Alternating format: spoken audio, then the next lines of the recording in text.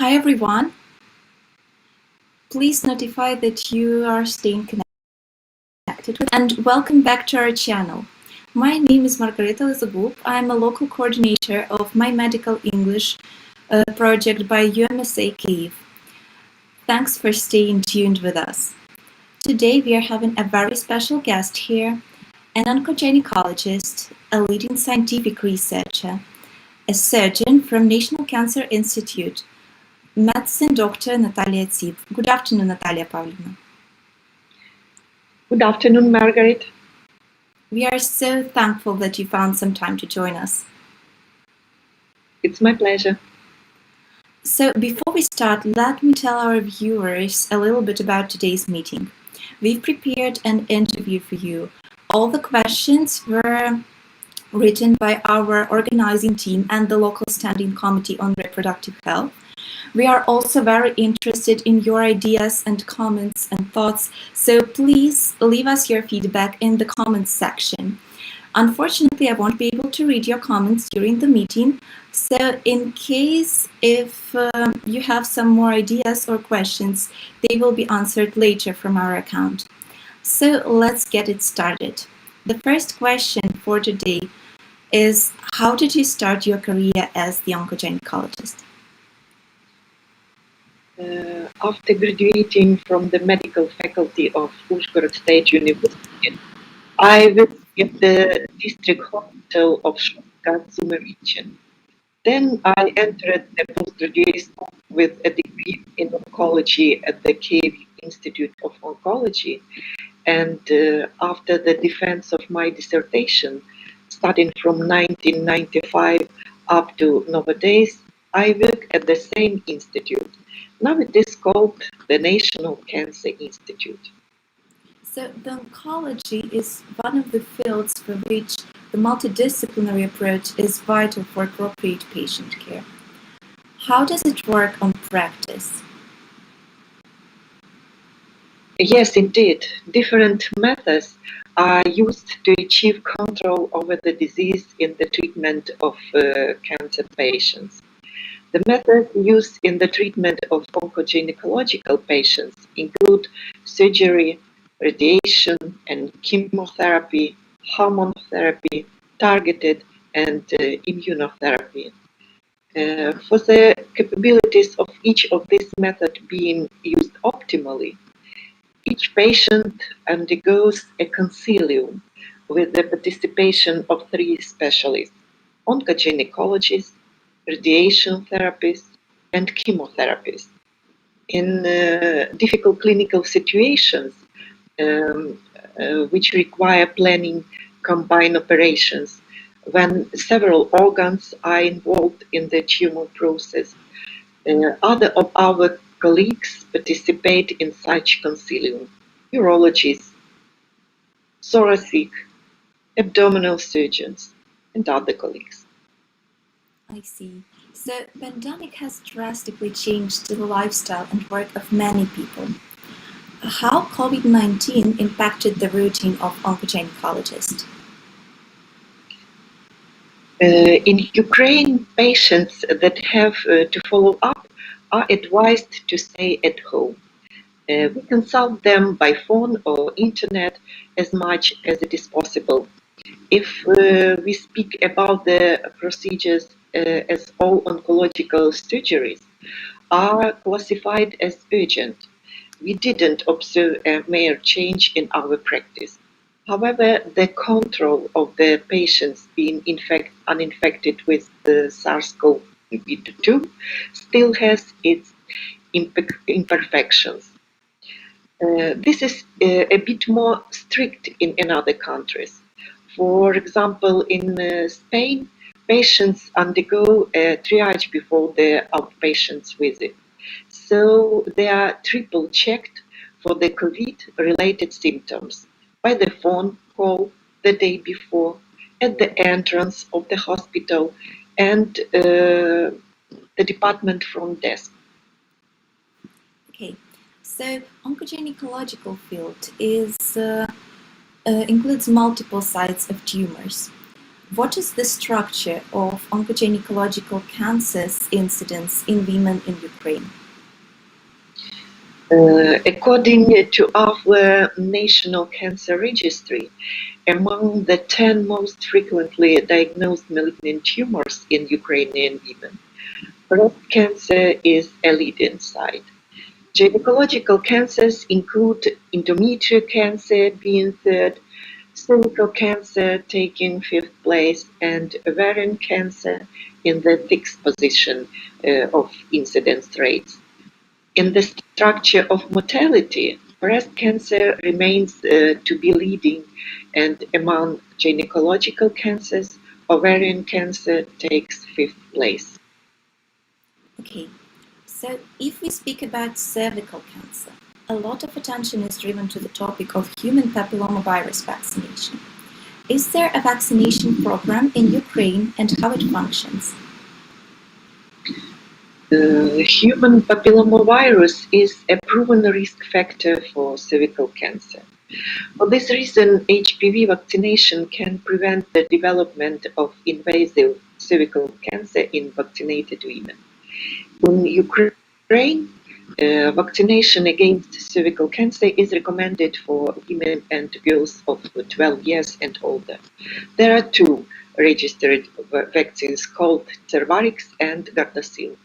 Cervarix vaccination is intended for women who want to protect themselves against the two most common oncogenic strands of HPV, 16 and 18. The vaccine Gardasil additionally protects against the genital warts, condyloma acuminata, caused by HPV types 6 and 11. Vaccination is performed in 3 stages over 6 months. The drug is administered intramuscularly. There is no national HPV vaccination program in Ukraine covered by the expense of the state budget. Regional programs with the support of local authorities operate in Dnipropetrovsk and Lviv regions only. Still, you can buy your HPV vaccine and get vaccinated. The other question, also dedicated to the HPV vaccination, sounds so. Does it make sense to get vaccinated if the woman is identified as infected with one or more strains of HPV? A woman may be a healthy carrier of HPV and or have a background and precancerous cervical pathology due to HPV infection. In the first case, vaccination is appropriate, but its effectiveness is twice lower. In the second case, depending on the severity of the changes and the viral load, a decision is made about treatment. Vaccination is also advisable, but after treatment. I see. So, oncology is well known as one of the most rapidly developing areas of medicine. Could you please tell us a bit more about some new technologies being used in the cytological diagnosis of cervical cancer, for example? World Health Organization experts recognize the chance of complete cervical cancer elimination in the world by introducing primary prophylaxis, standing for the HPV vaccination, and secondary prophylaxis, which goes for cytological screening. Common problems of cytological screening are low sensitivity of about only 53%, meaning that there are a lot of false positive and false negative results, and a low reproducibility. So about 50% of cervical adenocarcinomas are not diagnosed. New technology uses artificial intelligence in cytological screening and is called the automatic system Vision CytoPub. It provides automatic scanning of cytological smears when all fields and each cells in the slide are evaluated, with increasing the sensitivity of the study. But validation of the results, that means the final assessment of automatic sampling, is carried out by a doctor, by cytologist. Unfortunately, we only have such equipment in one private laboratory in Kyiv. So the development of these complicated algorithms of artificial intelligence really makes the difference. Are there some similar technological advances for other types of gynecological cancer, for example, ovarian cancer? Only as a research project for the treatment of high-grade epithelial ovarian cancer. There is no effective screening program for ovarian cancer.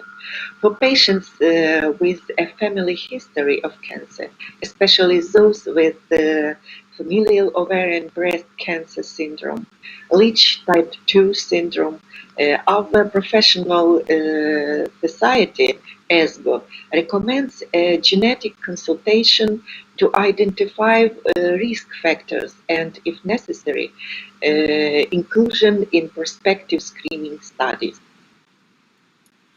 A few years ago, there was a rise of the internet to ovarian cancer, which was called Angelina Jolie's syndrome, when she underwent a genetic screening on BRCA and found herself in a risk group. How did it change the attitude towards BRCA testing and what the patients in Ukraine can get out of it?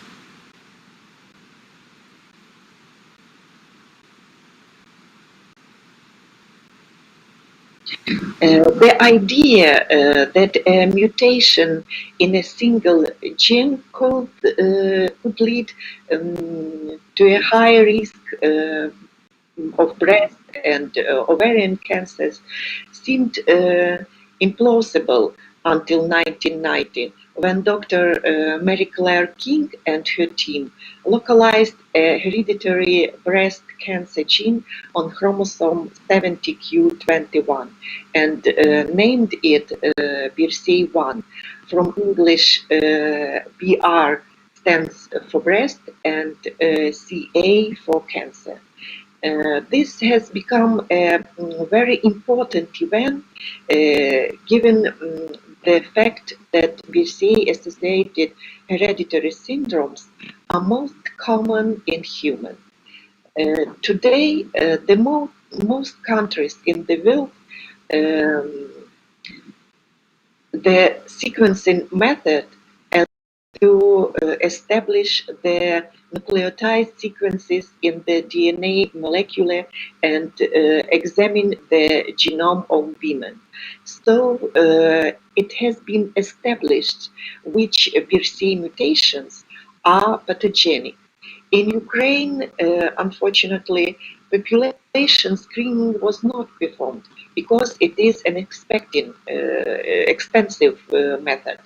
However, to use all possible treatment approaches for such an aggressive tumors as epithelial ovarian cancer, free BRCA testing is performed by a cheaper method, the PCR method.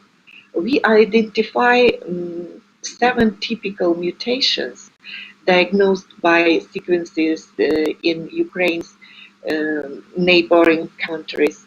The free examinations became possible for our patients thanks to the support of the British pharmaceutical company AstraZeneca. In most cases, we diagnosed BRCA1 5382 cysteine insertion mutation. Okay, so in case when a healthy carrier of BRCA mutation is found, what is the action plan?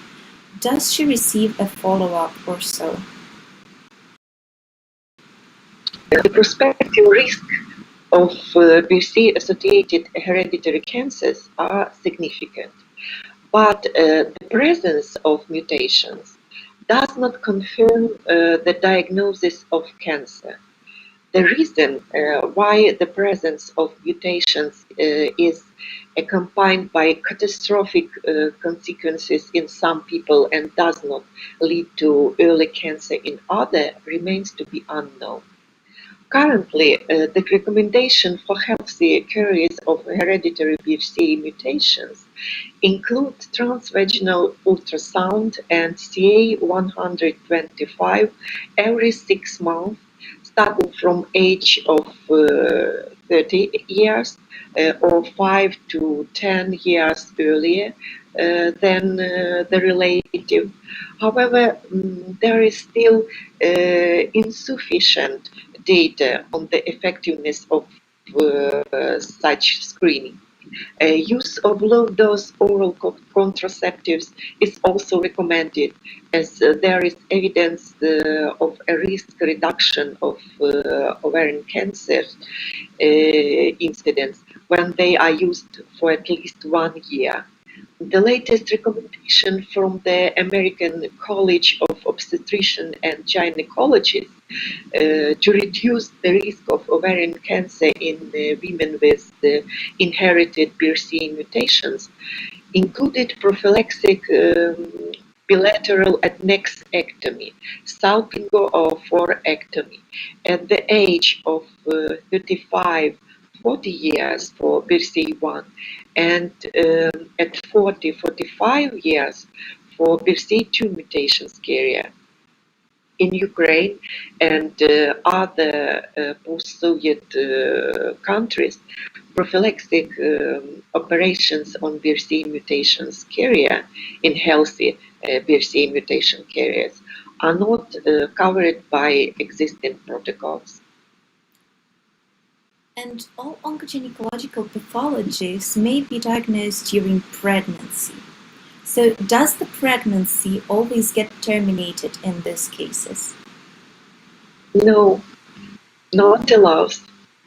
It has been proven that the termination of pregnancy does not improve the oncological prognosis in cervical cancer, ovarian cancer. Uh, of course, there are very difficult clinical cases. There are not so many of them.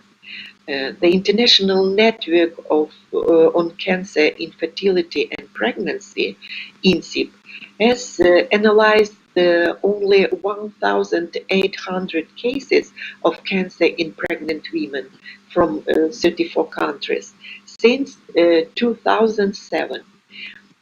Given the small evidence base, to date, the guidelines for the clinicians are the recommendations of the third consensus INSIP conference, Gynecological Cancer in Pregnancy from 2019. How are the fertility sparing approaches evolving over time? It was a difficult path from this cannot be. There is something in it to how could be any different. Why are oncologists working so actively on screening programs? Because in the early stages of the disease, treatment with fertility sparing programs is possible. In previously, in intraepithelial cervical cancer, large operations were performed with the removal not only the uterus but also the pelvic lymph nodes. Now we do only cervical conization, a minimally invasive procedure performed in polyclinic. The woman goes home the same day and may have children later. In earlier, the treatment of even the initial endometrial cancer did not provide fertility sparing options. Today, we use hormone for the treatment of the initial low and moderate grade endometrial cancers in young women. Yes, the recurrence rate in this group of patients is high, up to 40%. But this is a chance to preserve reproductive function in these women, young women. Choosing the treatment with the fertility